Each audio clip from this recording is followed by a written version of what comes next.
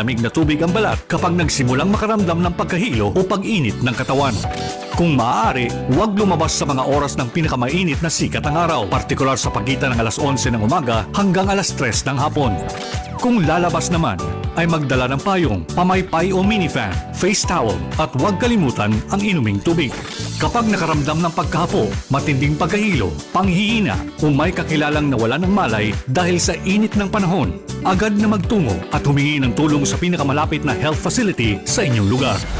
This is a public service announcement. From PBS, Presidential Broadcast Service at Radyo Pilipinas, Radyo Publiko, 738. Radyo Pilipinas. Radyo Publiko. Radyo Pilipinas. Radyo Publiko.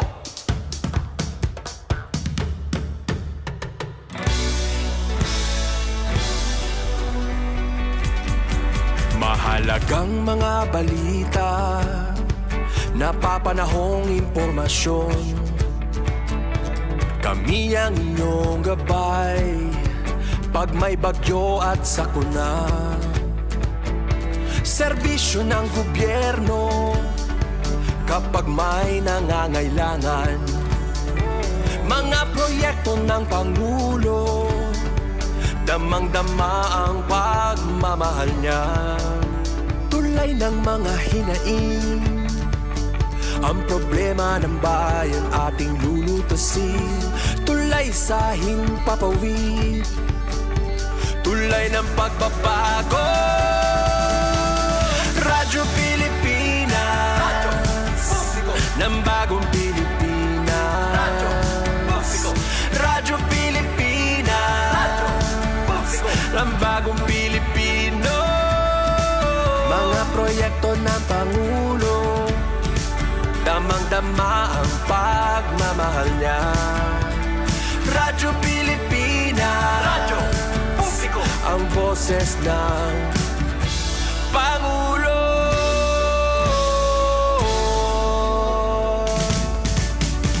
Karamay nyo kami, kahit malayo man kami nakakarating.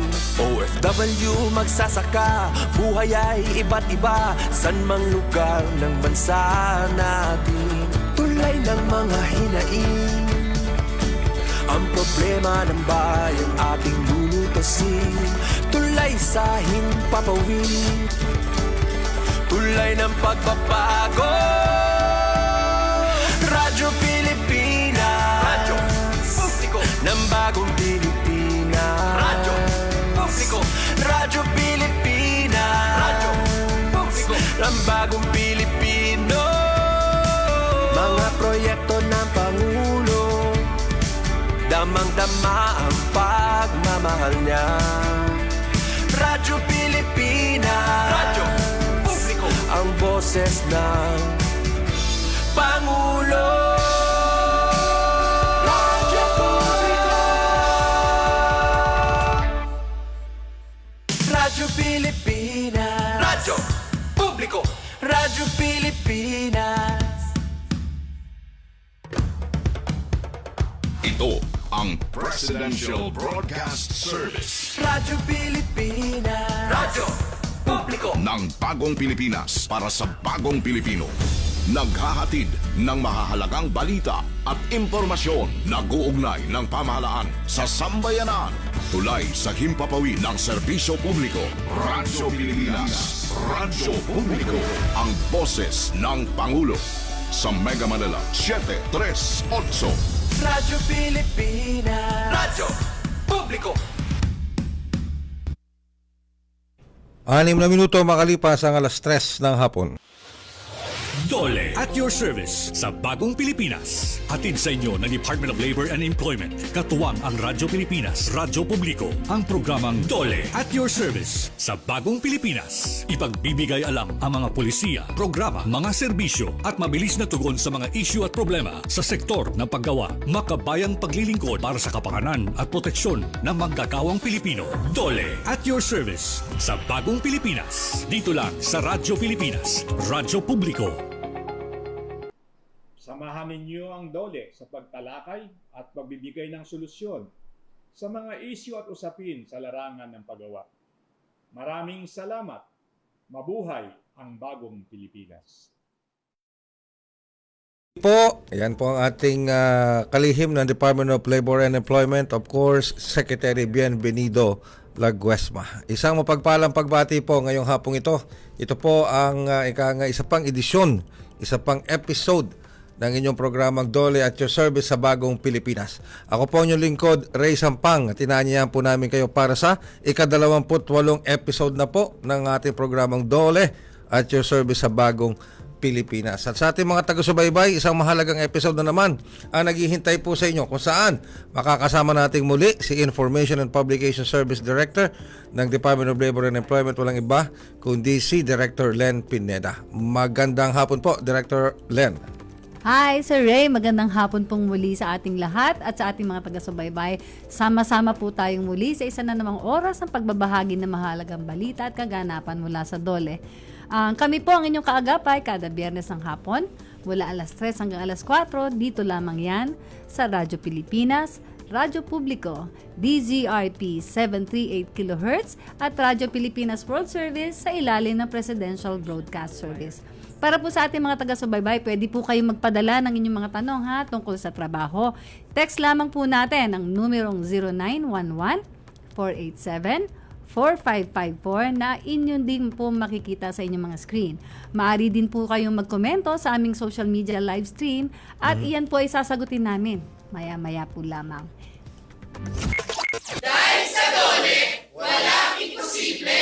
Yan, narinig niyo yan. Dahil sa Dole, walang imposible. Yan, ano po. Kahit oras na ngayon, ang oras natin, make it 9 minutes past the hour of 3 in the afternoon. Ano po, makalipas ang alas 3 na agad, ano. Talaga naman, tuwing alas 3, talagang ano ko yan, parang hobby ko na yan, na alam ko na kung ano ang dadatnan ko sa oras ng alas 3 ng hapon. Pero ngayong episode natin ito, Director Len, makakasama natin si Attorney Pedro G. Mabagos Jr. Si Attorney Mabagos Jr. ang hepe ng Legal Research and Assistance Division ng Department of Labor and Employment Legal Service. Pag-uusapan natin itong libreng legal advice. No? Naku, napakahalaga nito. Libre ito, free legal advice ng Dole sa ilalim ng Public Assistance and Complaint Unit nito. Kaya hindi ko na patatagalin ito, Director Len. Magandang hapon po, Attorney Mabagos. Welcome po sa programa ng Dole at Your Service. Magandang hapon, Sir Ray. Magandang hapon, Director Len. Salamat po sa invitasyon ngayong hapon. Thank you. It is an honor to have you dito sa ating station at sa ating programa. Director Len. Opo. Welcome din sa ating programa, Attorney Mabagos.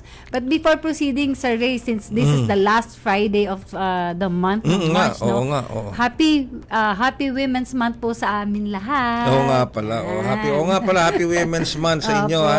At alam nyo, last leg na natin for the month of March. Lalong umigting ang pagdiriwang ng Women's Month dahil sa mga accomplishments ni Alex Ayala. Doon sa sir. di ba? Opo. Matindi itong go girl, sabi nga nila. Isa na namang karangalan para sa atin yan, Sir Ray. Opo. Sabi nga nila, maski na hindi siya nagwagi dito sa kalaban niya, panalo pa rin dahil sa tindi na accomplishments na ginawa niya. Okay? Sige. Well, unang tanongin na natin, ano ba ito? Kasi kailangan natin malaman, Director Len, kung ano ba itong Public Assistance and Complaint Unit o PACO ng Dole. Ano ang layunin nito? O ano nga ba ang layunin nito, Atty. Mabagos? Sir Ray, ang PACO po ay frontline service para sa walking clients po ng Dole Central Office na naglalayong magbigay payo patungkol sa mga hinaing o suliranin ng publiko na may kaugnayan sa empleyo at paggawa sa pribadong sektor. So, free po ito, lahat ito. Simula sa pagpasok halimbawa ng kliyente ng isang gustong humingi ng tulong ng legal service up to the hanggang sa matapos. Libre po 'yon, attorney. Libre po siya, Sir Ray. Wow. Okay. Opo. So, since libre naman po siya, nakikita po natin yung value nung libreng free legal assistance sa Ray and Attorney Mabagos. No? Pero ano po ba talaga yung kahalagahan na merong mekanismo ang Dole para sa libreng legal assistance sa mga manggagawa po at maging sa mga namumuhunan or sa employers? Para po sa parte po ng manggagawa, nakakatulong po ito sa pagprotekta sa karapatan ng mga manggagawa dahil nare-report ang mga posibleng paglabag sa labor laws, rules and regulations po natin.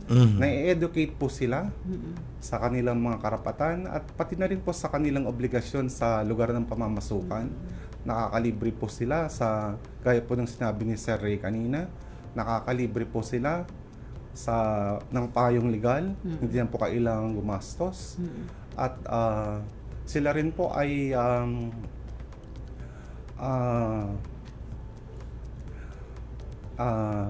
yung mga empleyado ay napapalakas ang loob nila, napapataas ang moral nila dahil may Na merong ahensya tutulong. na nakatutok Tutulong para tumulong sa kanilang productivity at sa kanilang para mapanatag po sila sa kanilang pamamasukan. Ayun. Tsaka yung mga karapatan nila, Sir Ray, sabi Oo. nga ni Attorney Oo. Mabagos, no, na kumbaga na-educate sila. Ano nga ba yung karapatan ko bilang isang empleyado? Siguro sa mga benefits, sa mga ano din, yung halimbawang lumabag ang kanyang employer sa Yes. mga government, yung hindi binayaran yung kanyang SSS, yung kanyang mga 13th month pay. Siguro malaking tulong po talaga yung free legal assistance ni Dole. Okay. Ayun. Pag sinabi natin pre-legal, Director Len at Attorney, pati yung paggawa ng affidavit, libre yun. Wala pa pong ganung hakbang sa legal counseling. Pagpapayo lang po. sir. Puro counseling lang. Yes, po. Pero just in case po, Attorney Mabagos, pwede po ba silang turuan kung paano po sila gagawa ng halimbawa pong may gusto nila talagang mag-complain? Tuturuan po ba natin silang gumawa ng complaint o ire-refer po natin sila sa mga opisina ng Dole din na pwede silang turuan? I-refer po sila sa angkop na opisina Opisina. o ahensya po ng gobyerno. Depende po dun sa kanilang hinaing o soliraan. For example, Director Len, halimbawa ako'y lalapit sa inyo, sa Dole, at may problema ako sa aking employer. How would you address, may problema ako sa salary. Hindi ako binibigyan ng tamang sahod ng aking employer. Tapos nag-overtime ako, wala pa akong overtime pay. How would pag lumapit po ako sa PACO, ano po ang unang-unang prosesong pagdadaanan ko sa inyo? Ang gagawin po namin diyan, tatalakayin po yung applicable na mga batas, mga panuntunan. At pagkatapos po yan at na maipaliwanag sa manggagawa, sila po ay ating ilalapit sa angkop na regional, provincial, or field office ng Department of Labor and Employment. O kung ang topic po naman ay may kasamang illegal dismissal, ganon, pwede na rin po silang mag-file ng request for assistance sa National Labor Relations Ayun. Ano paano po yung assistance? Isasamahan nyo sila sa National Labor Relations Commission o parang i-endorse nyo sila sa NLRC? Nag-i-issue po kami ng referral letter na nilang dadalhin pag sila po ay nagpunta sa mga opisinang ito. Okay. So, bago tayo mag-break sa programa, ilan na po ba natugunan ninyo na lumapit sa inyo na natugunan po at natulungan ng PACO? Sir, nung nakaraang taon, 2,400 po kaming mga kliyente. Uy, At para sa 2,400. kasalukuyang taon, mula Enero hanggang Pebrero, 477 na po kaming mga walk-in clients. 477. Times Yes, sir. 4. Pero last year, 2,400. Yes po. Sige. Well, marami-rami rin, Director Dadami Len? pa yun, Sir. Mukhang dadami pa yun, Sir Ray, no? Oo. Pero marami pa po tayong magiging tanong para kay Attorney Mabagos. Diyan lang man po kayo at magbabalik kami sa ilang makatapos ang ilang paalala. Mula nang maupo ng 2022, halos 7,000 mga school buildings ang napagawa. Bahagi ito ng Social Infrastructure Program ni Pangulong Ferdinand Marcos Jr., katuwang ang DPWH at DepEd. We knew that peace to our people will be found in the businesses launched, in the jobs that were created, the schools, the new hospitals that were opened, the farms that were irrigated, the roads that will be constructed. Sa bagong Pilipinas, pinatitibay ang mga paaralan para sa ligtas na kinabukasan ng mamamayan. Malala yung ospital sa mga probinsya. Yan ang problema ng mga nakatira sa kabundukan. Pero dahil sa bagong programa ng Department of Health, Abot kamay na ang hinihiling nilang serbisyong medikal sa pamamagitan ng Purok Kalusugan. Dito sa Hilongos, Leyte, pangunahing problema ng mga taga-Purok ay ang regular na pagpapacheck up. Pero dahil sa Purok Kalusugan Program, 2 beses sa isang linggo kung sila ay puntahan ng mga doktor at nurse. Mayroon ding libreng check-up para sa mga buntis. Malaking tipid para sa kanila, lalo na sa pamasaheng aabutin sa 200 makapunta lang sa bayan. Sa pamumuno ni Pangulong Ferdinand R. Marcos Jr., prioridad ng DOTR ang pagsasagawa at pagpapalawig ng mga kapasidad ng mga paliparan sa labas ng Metro Manila. Gustong gawing international airport sa mga paliparan ng Lawag, Kalibo at Cotabato. The underlying logic to our infrastructure development is economic efficiency. We are opening up all gateways to mobilize goods and services at less cost and in less time, and ultimately to drive the economy forward. Maayos sa sistema ng transportasyon tungo sa mas maunlad na bansa. Sa bawat sundalo, piloto at mandaragat ng ating Armed Forces of the Philippines, isang matatag at modernong sandatahang lakas ang ating pangako para sa bayan at para sa ating kinabukasan. Sa suporta ng PCDA, nagkaroon ng makabagong kagamitan, sasakyan, barko at pasilidad ang ating Armed Forces. Lalong pinapatibay ang ating depensa at pinapalakas ang ating seguridad. All of these while faithfully complying with one of its major mandates of remitting its earnings to fund the modernization of the Armed Forces of the Philippines. The BCDA has contributed 59.71 billion pesos for the equipment, weaponry, vehicles, vessels, and structures used by our armed forces. Mula sa modernong armas hanggang sa makabagong infrastructures, tuloy-tuloy ang ating pagsulong upang tiyakin ang kaligtasan ng bansa at ng bawat Pilipino. Isang matatag na sandatahang lakas, isang ligtas na bayan. Ito ang Bagong Pilipinas. Sa nagbabagong Pilipinas, patuloy ang trabaho, patuloy ang pagbabago. Doon po kami nakatuon. Paano ka namin mapapabuti ang buhay ng higit na nakakaraming Pilipino? Yan po ang bagong direksyon ng reclamation. Tituladong lupa para sa mangingisda. Ito ang isa sa magagandang plano ng Philippine Reclamation Authority. Ang ating pong ahensya, ang ating pong opisina ay patuloy po na nagmo-monitor sa mga reclamation project. So sa ganon, makakakuha tayo o makukonfiscate natin o magiging forfeiture po ang magiging desisyon ng ating opisina, at ito ay papangalan natin ang titulo sa Philippine Reclamation Authority o sa gobyerno, at nang sa ganon ay ma-declare ito bilang isang non-alienable and disposable lands. Dahil mas pinaigting ng PRA ang pagbawi sa mga lupang pagmamayari ng bansa, inaasahan na sa taong 2028 na sa 200,000 hanggang 300,000 pamilyang Pilipinong walang sariling lupa ang mabibiyayaan. Kabilang dito ang mga kababayan nating mangingisda. Sa nagbabagong Pilipinas, tuloy ang trabaho, patuloy ang pagbabago. Full support ang pamahalaan sa mga kababayan nating OFW na nagbabalik sa Pilipinas. Isa sa mga patunay dyan ang dating OFW na si Alma Millares. Siya ngayon ay isa ng trainer sa events management sa tulong ng TESDA. Pag-uwi ko po from Taiwan, kumuha po ako ng scholarship from TESDA. Yun po yung Events Management Services NC3. So last year po, 2023, nag-graduate po ako sa Trainer's Methodology Level 1. After the assessment, nakapasa ako.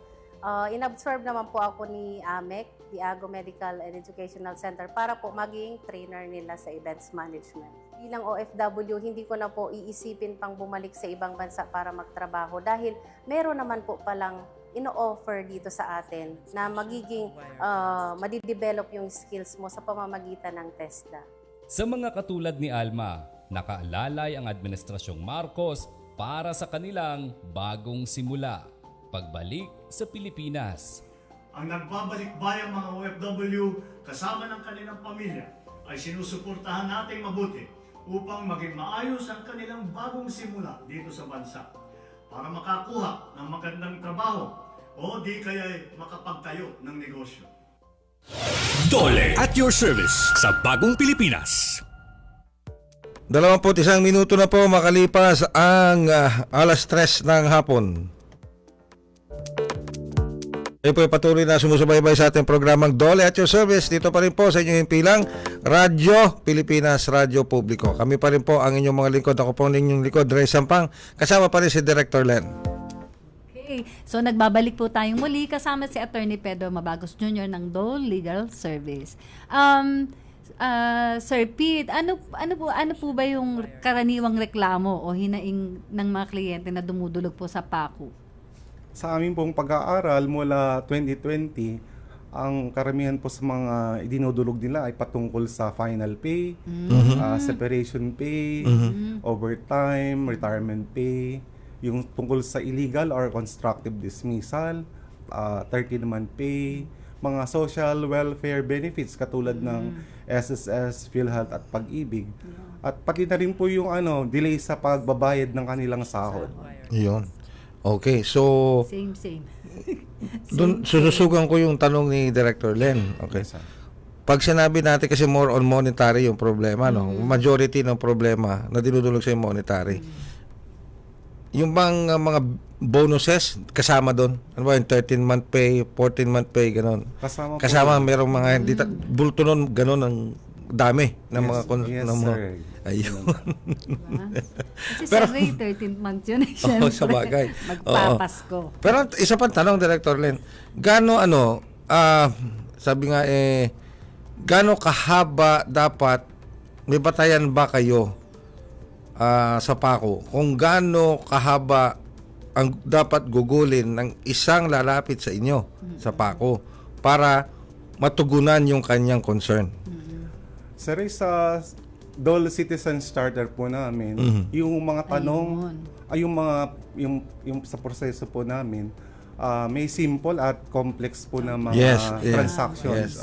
So para po sa simple transactions, isang tanong siguro po yun, isa or dalawa, dapat pong gumugol ng 46 minutes. 46 minutes? Yes po. At para sa complex na transaction po naman, hindi po hihigit sa 2 oras at 16 na minuto. Yun po yung mga thresholds po. Okay. Well, gano'n naman tulad nung pinag-uusapan namin kanina, Director Len, gano'n karami ang ating mga kliyente. Kanina natanong natin 2,400 tapos kaninang itong taon na to.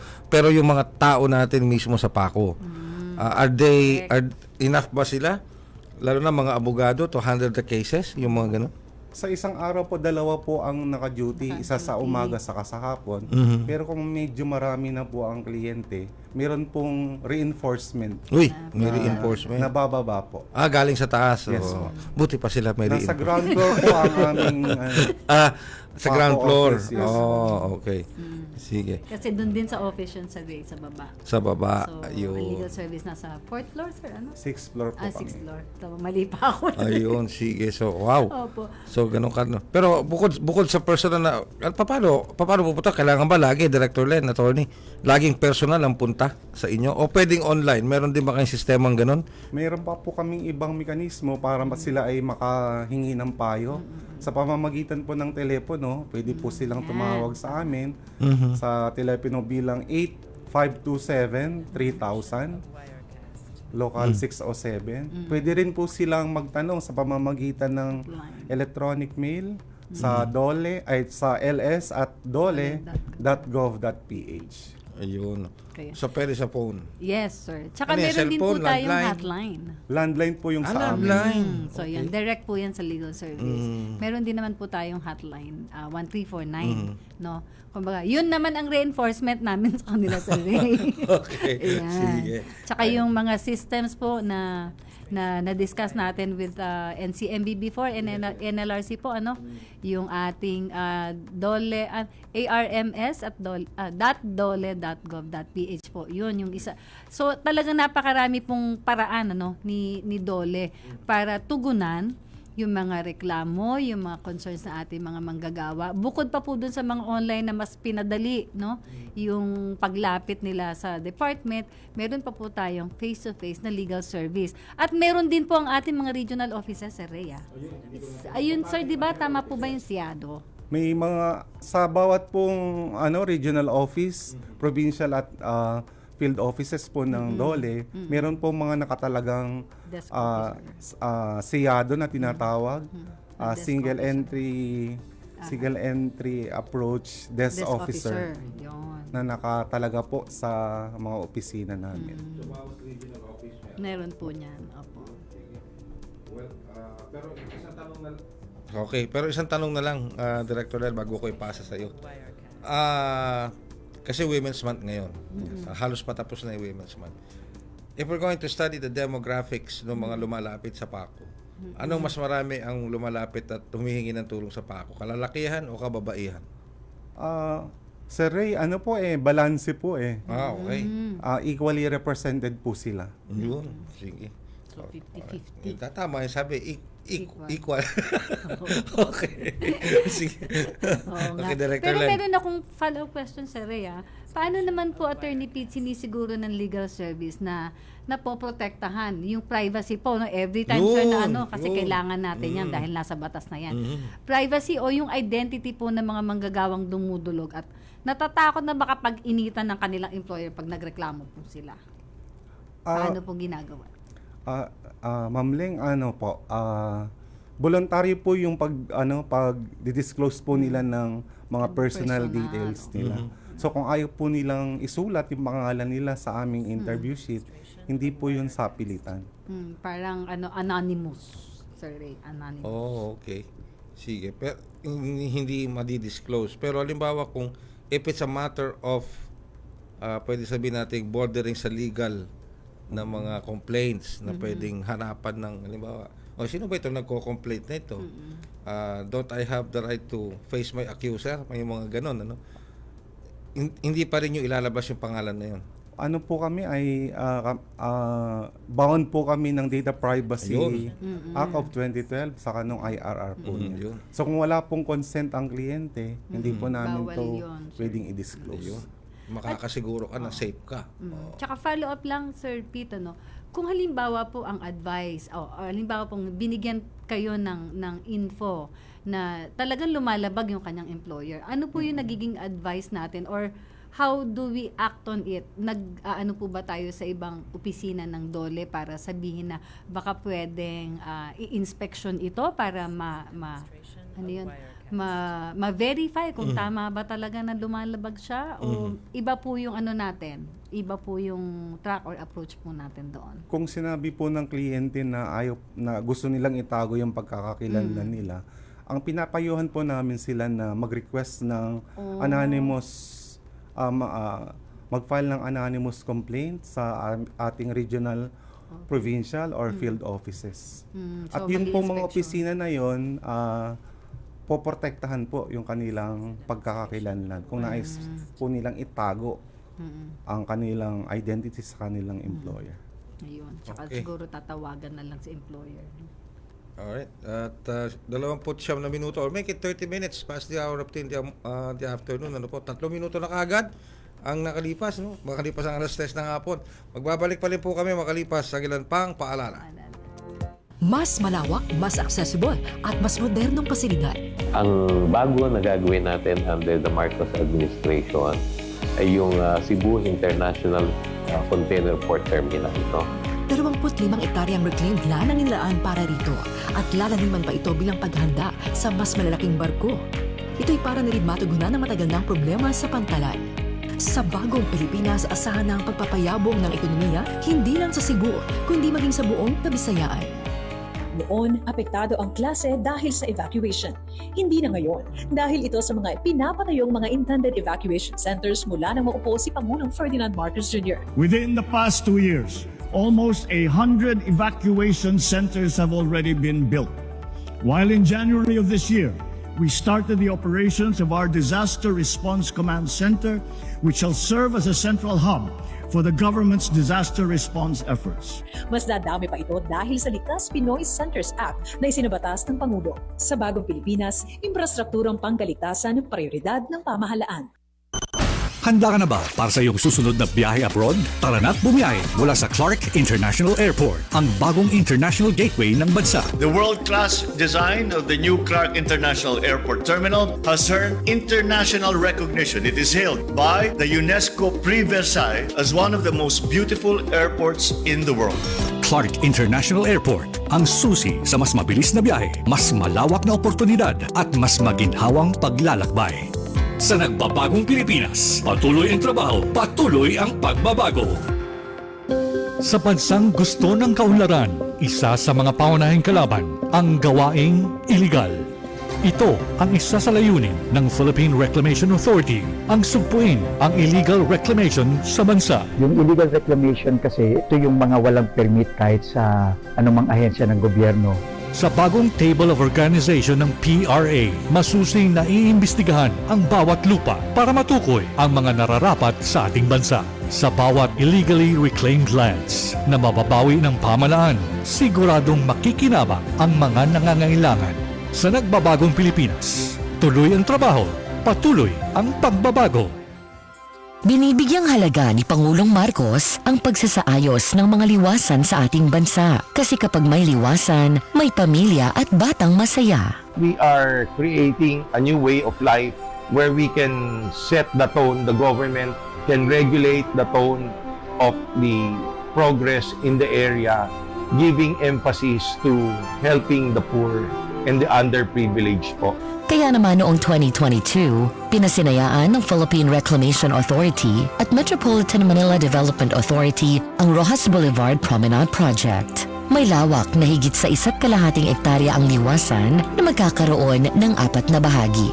Nasa Area 1 ang opisina ng PRA at MMDA, habang nasa Area 2 naman ang Light Park, Active Park Zone at Play Park naman ang itatayo sa Area 3 at 4.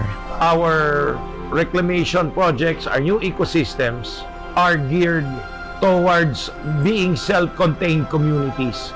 We are creating so much opportunity at no cost to the government because all of these are private sector driven. Bukas na at maaari nang ma-enjoy ng publiko ang Phase 1 ng promenade na nagsisimula sa Libertad Pumping Station hanggang sa EDSA Corner Rojas Boulevard. Kasalukuyan na rin ginagawa ang Phase 2 na aabot hanggang sa bagong Baclaran Market. Sa nagbabagong Pilipinas, tuloy ang trabaho, patuloy ang pagbabago. Dole at your service sa bagong Pilipinas. Alright, 34 na minuto makalipas ang 3:00 ng hapon. Pabalik po tayo dito sa ating programa ang Dole at your service sa bagong Pilipinas. Kasama of course si Attorney Pedro Mabagos Jr. ng Dole Legal Service and of course si Director Len. So, tuloy-tuloy na po tayo, Director Len, Attorney Mabagos. Siguro susunod na mga katanungan ko ay ano-ano pa ang mga hakbang na ginagawa ng legal service upang mas lalong may pakilala ang mga serbisyo ninyo sa ating mga manggagawa at mga mamumuhunan. Parang meron ba kayong tinatawag na caravan, na gano'n, nagpupunta ba kayo sa mga pagawaan or something like that kung saan meron tayong dapat i-reach out, no? Meron ba tayong mga gano'ng activity, attorney?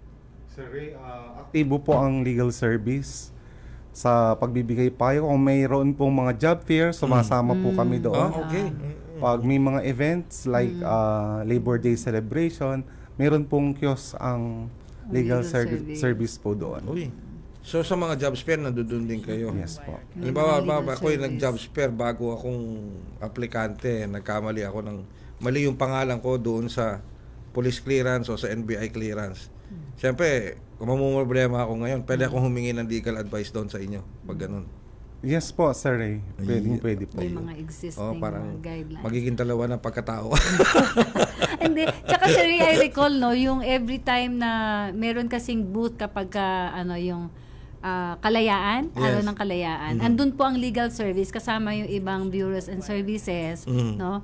Pag po may mga dumadaan, magtatanong, ang legal service po namin ang sumasagot sa mga issues and concerns sila tungkol sa mga trabaho. Sige. Parati po namin silang kasama. Ayan. Okay. Sige. Director Len, meron pa yata tayong ibang mga katanungan dyan. Bukod po dito, Sir Pete, meron pa po bang ibang mga serbisyo o tungkulin ang legal service? Bukod po sa PACO, ano pa po yung ginagawa ng legal service? Bukod po sa public service assistance po namin, kami din po ay nagbibigay payo sa ating kalihim, sa mga undersecretaries, assistant secretaries, at sa mga director po ng mga bureaus and attached agencies. Kami din po yung bumabalangkas sa mga kasunduan, mga kontrata, mga instrumento kung saan ang kagawaran ay isa sa mga panig. Kami rin po yung nag-aasikaso sa mga administrative cases, sa paglilipasan ng mga admin cases ng mga kawani ng kagawaran. Tumutulong din po kami sa Solicitor General kung meron pong mga asunto sa hukuman ang kagawaran. Pati sa OSG. O ma-assist po kami sa Solgen. Wow. Dapat pala magkaroon tayo ng isang segment dito. Idulog mo sa PACO. Oh. Sir Ray, dapat may segment tayo. sa kanila yung ating MOA. Sila din na nag-video. Dapat pala kasama talaga kayo sa segment. Regular segment na kayo ngayon. Idulog mo sa PACO. Ayan. Kailangan na may regular segment starting next Friday. Idulog mo sa PACO. Pati lahat po ng mga policies talagang pinadadaan po natin sa legal service. O kaya baguhin natin yung ipako mo sa PACO, sagot ka niya. O yung mga ganun ba? Yung mga dating na ganun. Ayan, sige. Mukhang nagkaroon bigla ng segment si attorney. Si attorney Mabago. Pero ganun po talaga ka-importante, no, yung aming legal service, no, pagdating po sa serbisyo publiko. Lahat po ng polisiya talaga pong dumadaan sa kanila, no? Yung ating po mga kontrata, like yung ating MOA, sir, dadaan din po yan sa kanila. At siguro yung mga yung mga inilalabas din na desisyon ni Secretary, sir. So, very po kayo. Kasama pati yung mga resolution. Yes. Opo. Pati yung mga appealed cases, sir, no, from the regional offices, tama po ba? Yes po, yung mga GLS. Ayun. Ito, bago tayo tumalon sa iba pang aspeto, Director, matanong lang kita, attorney. Yes, Naka-encounter ka ba ng kababayan natin na dumudulog sa inyo na ang dating napaka-arrogante at ang gusto pa kung ano yung gusto nilang marinig, imbes sa tamang legal advice, ang gusto nilang marinig yung sagot na gusto lang nilang marinig? Natural na lang po sa amin yun, Sir Ray. Kasi mga lingkod bayan po kami at talagang dapat po ay i-accommodate po natin lahat ng mga kliyente. Pahabaan ng PC. Yes parang po. Gano'n. Yes po. Kaya pala may mga reinforcement, Sir Ray. Kaya dapat meron tayo segmentong idulog mo sa PACO. Pero Sir Ray, yung tinanong mo kanina, no? Parang yung 1,000 at 2,400 Bagos last year. Pero yung first quarter parang medyo maliit kasi 400 lang. Medyo may peak po ba yung pagpasok o yung pagdating ng mga nagrereklamo or dumudulog po sa PACO? Seasonal din ba sila? Seasonal Yes po ba po, seasonal din. Katulad pag release na ng 13-month pay, dumadagsa po ang tanong pag pa-Disyembre na. November, December. Alam ko na yan. Yung Christmas bonus, yung mga ganon. Tsaka sa mga wage increase din po siguro. Usually, paano ina-advisean niya ng PACO? Pag sinabi, alam lumapit po ako. Sabi niya, 2 taon na akong walang 13-month pay. ano po maitutulong niyo sa akin? Idinudulog ko po sa PACO. Yeah. Pinapaliwanag po namin yung mechanics kung paano po nila makukubra yung pera. Okay.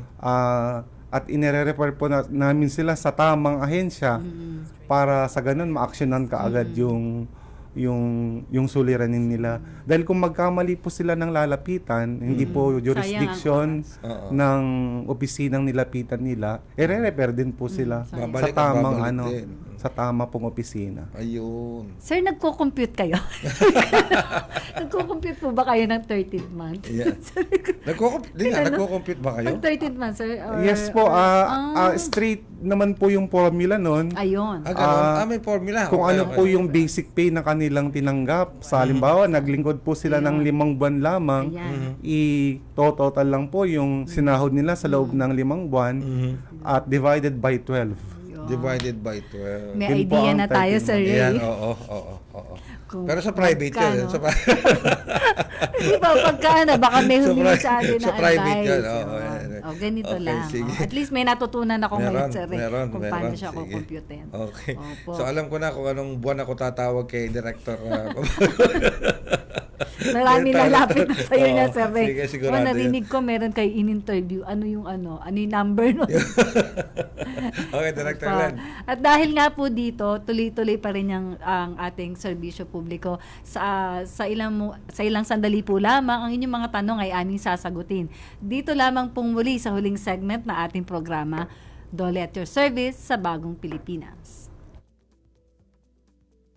Tanong sa trabaho. Idoli mo. Alright, nandito na tayo sa ating segmentong Tanong sa Trabaho. Ito pa rin po yan sa Dole at your service sa Bagong Pilipinas. Okay. Unang tanong, Director Len, Attorney, mula kay Kelin Lee. Ito yung tanong niya. Okay lang ba nakaltasan daw sila ng insurance without notice at hindi rin nabanggit sa kanilang orientation ang 250 pesos na kaltas every cut off? Yan, Attorney Mabagos. Para po maituring na legal ang kaltas po na iyon, dapat may written authorization ang empleyado. At dapat nakalahad ang tiyak na halaga na dapat nilang kaltasin. At isa pa pong kondisyon, dapat yung arrangement po na ganito na kakaltas ang employer para sa kapakanan ng insurance company ay dapat hindi po makinabang ang employer sa ganung arrangement. So basically dapat sa employee lang yun. Wala dapat pakinabang ang employer, ganun Yes po po. ba ang kumpanya? Yes Okay. Pero paano po yun? Paano nag-i-issue ng waiver? Paano ba i-expect na mag-issue ng waiver? Kapag natanggap na sila sa trabaho, kasabay na yung waiver na pipirmahan nila o during or something? Paano po yun? Ano ba mauuna?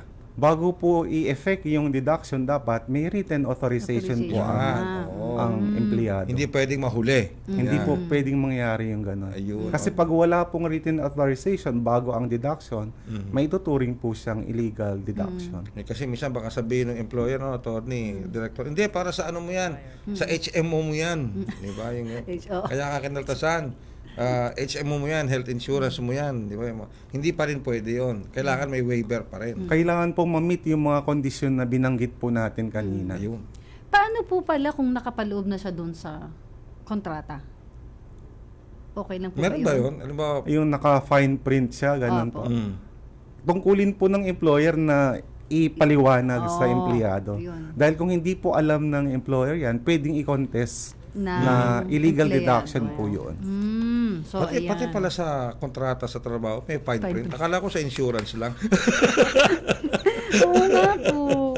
Pero pwede po siya na nandoon sa loob ng kontrata. Tama, Sir, Sir P? Pwede po, dahil terms and condition po yan ng employment.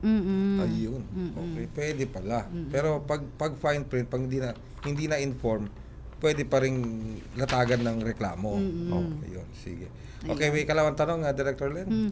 Meron naman po tayong isang tanong pamula po kay Mr. Michael Lyson. Sana po nandyan pa siya.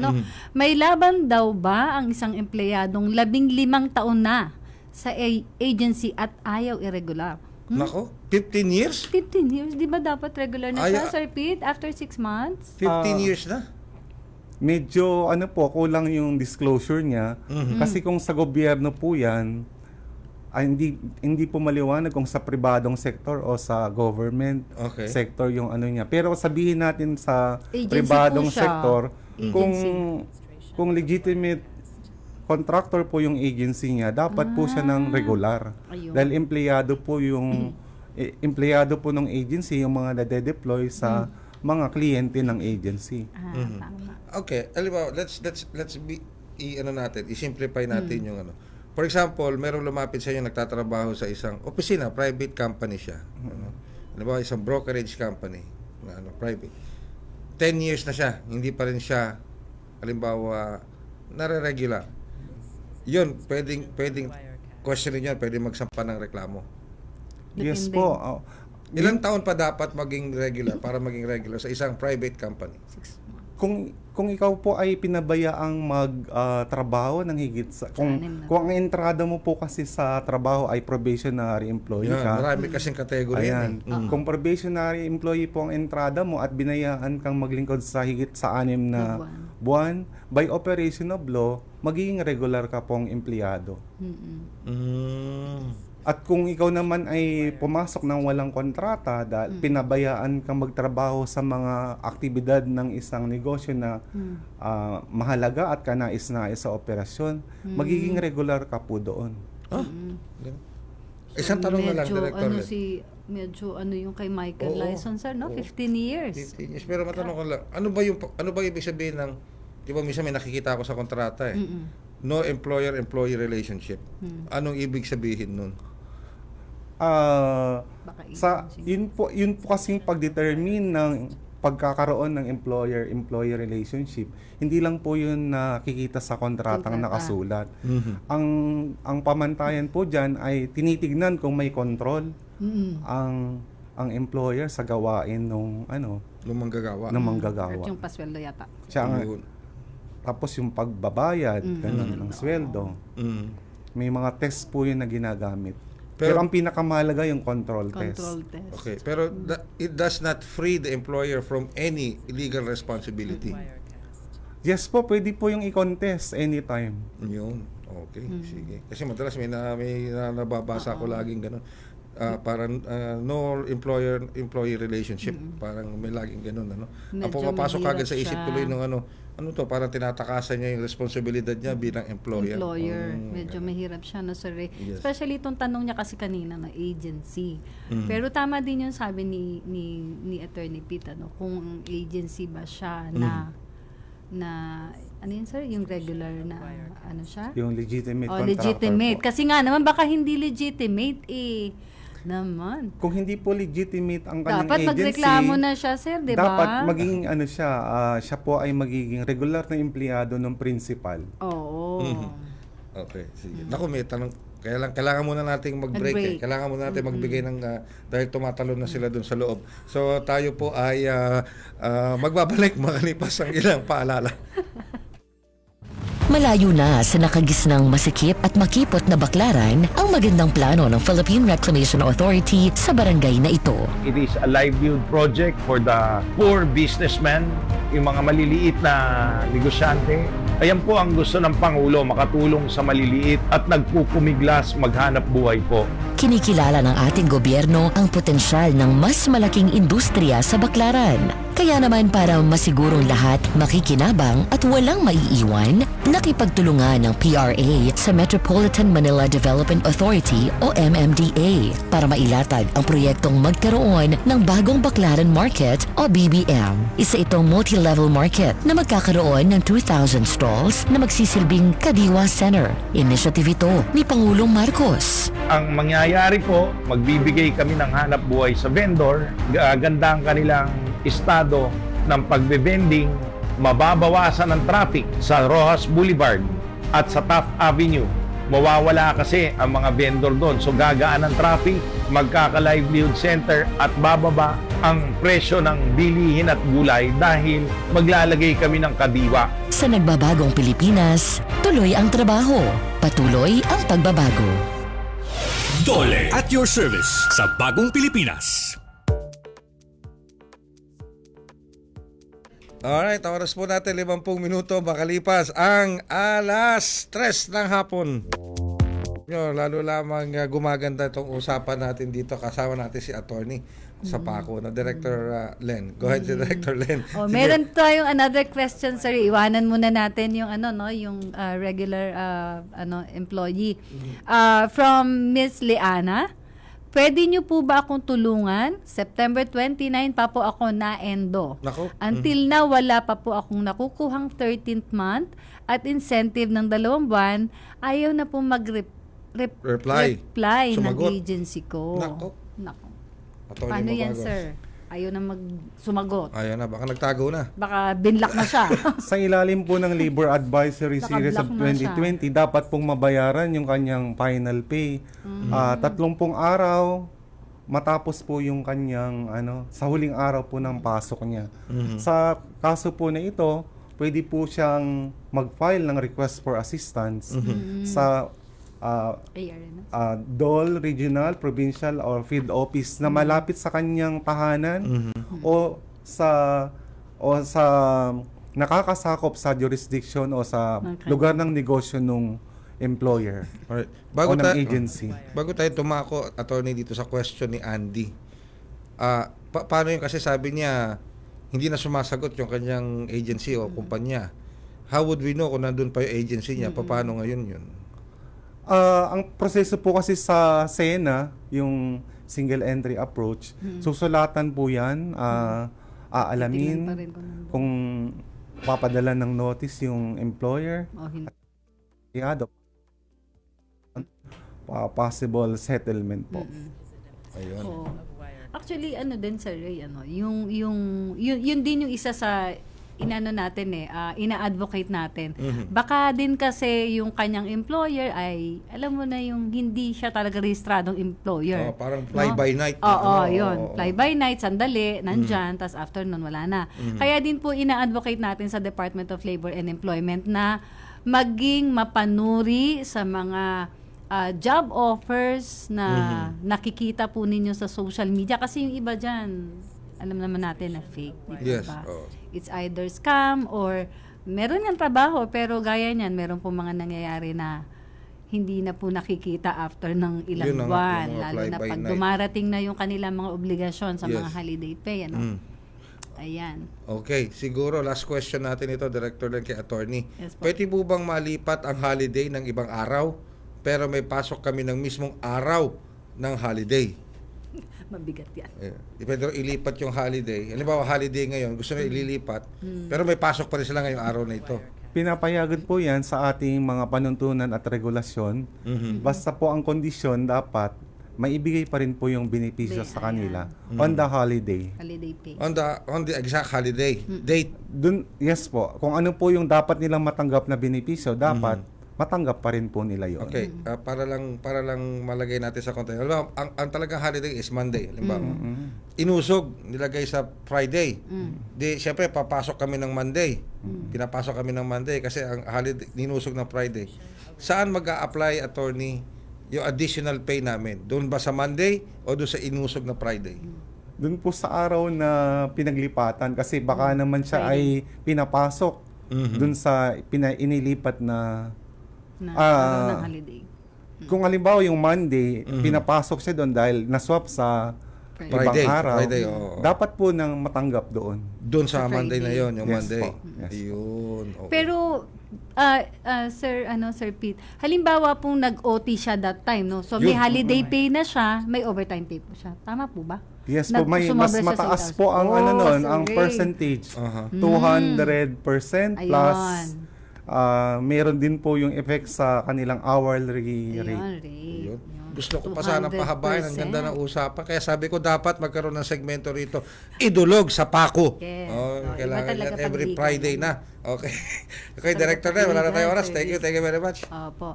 So, yan lamang po yung mga naging katanungan natin na yung pong iba na hindi po namin na banggit sa ating programa, pwede din po kayong mag-email sa amin, tumawag sa hotline 1349 or mag-email sa hotline1349.dole.gov.ph at kami po ay dudulog sa inyong mga katanungan. Sir Ray, bago po tayo matapos, hingi lang po ako na maikling pananalita po from Attorney Pete Mabagos. Isa pong taus-pusong pasasalamat sa Radyo Pilipinas at sa PIA sa pag-i-ere po ng panayam na ito. Sa ngalan po ng aming kalihim at Legal Service Director, Attorney Gilbert Kakatian, hinikayat po namin ang publiko na i-avail po ang mga public assistance services po namin sa PACO, sa telepono po at sa electronic mail. Salamat po Sir Ray, Director Len. Salamat din po, Director. At see you next Friday para sa segmento gusto pa. Thank you very much, Director Len. Yes po. Maraming pong salamat. At again, magkita-kita po tayong muli sa Friday, alas 3 hanggang alas 4 po ng hapon para sa isa na namang episode ng Dole at your service sa Bagong Pilipinas. sa Dito po Radyo yan, Pilipinas, sa Radyo Publiko. Maraming Yan. salamat po. See you next Friday. See you next Friday. Happy Women's Month!